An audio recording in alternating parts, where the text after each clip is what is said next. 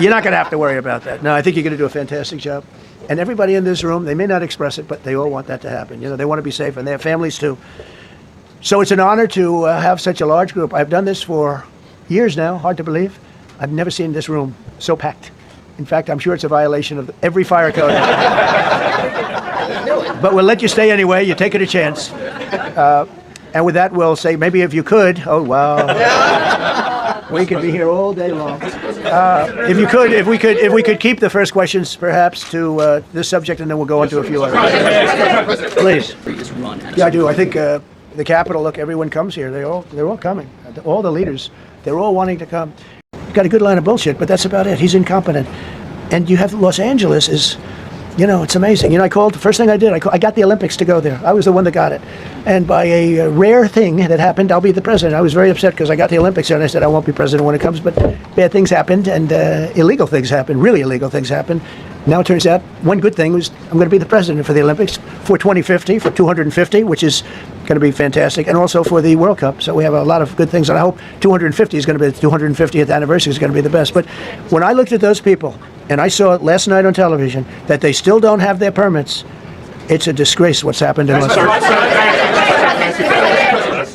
Thank you. The China tariff deadline is tonight, but do you plan to extend that? We'll see what happens. China's been, we've been dealing very nicely with China, as you probably have heard. They have tremendous tariffs that they're paying to the United States of America. And we'll see what happens. They've been dealing quite nicely. The relationship is very good with President Xi and myself.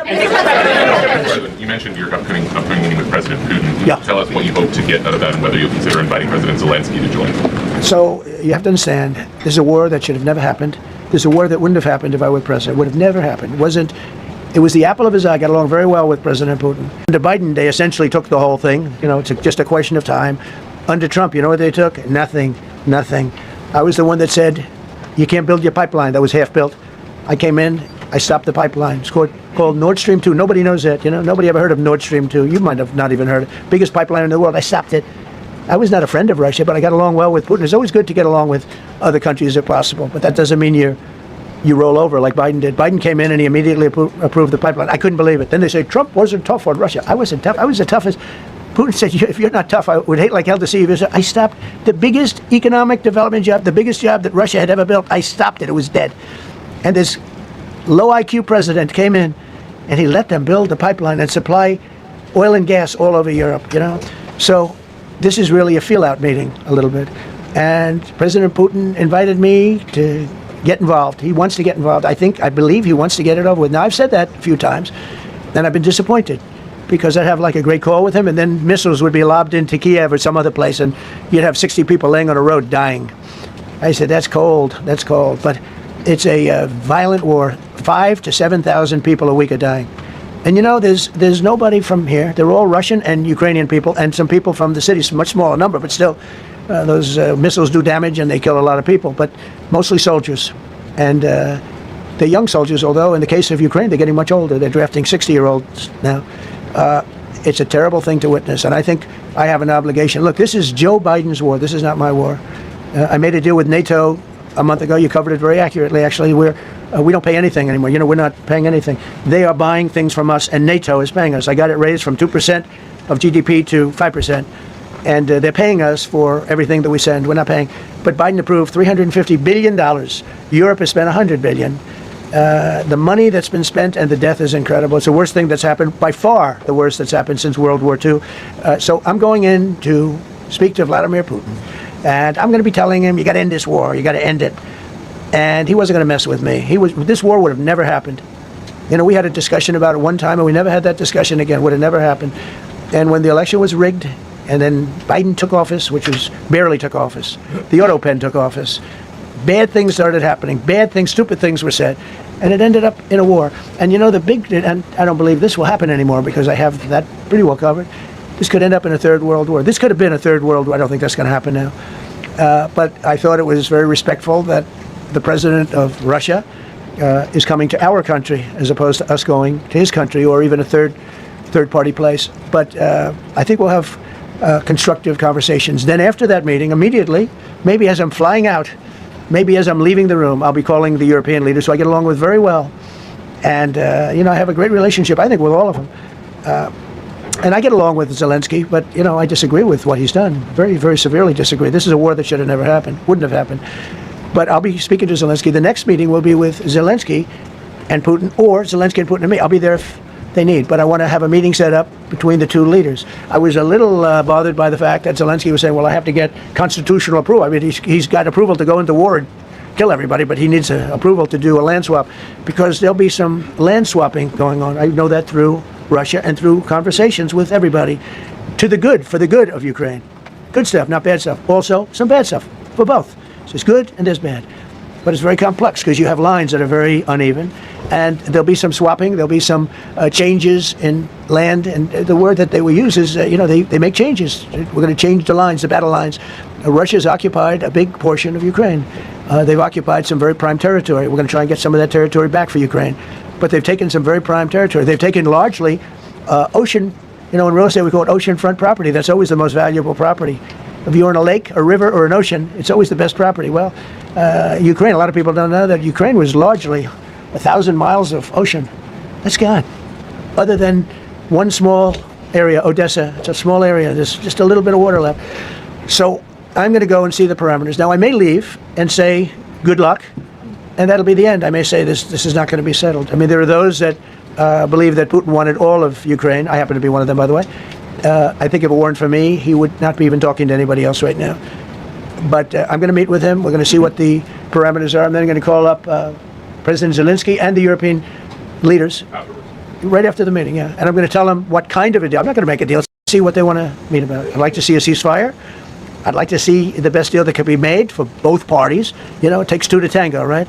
So ultimately, I'll have a meeting next week. I had a great relationship with him, considering the fact that, I was not nice to him because of the pipeline. I ended the pipeline. I also gave the javelins. Do you ever hear of a javelin?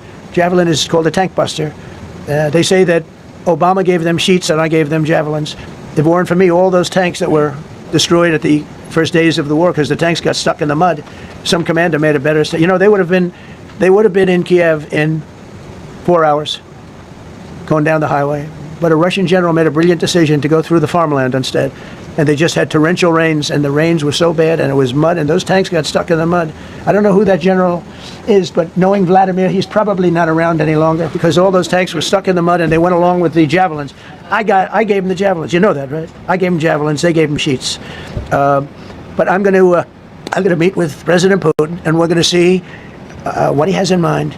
And if it's a fair deal, I'll reveal it to the European Union leaders and to the NATO leaders, and also to President Zelensky. I think out of respect, I'll call him first, and then I'll call them after.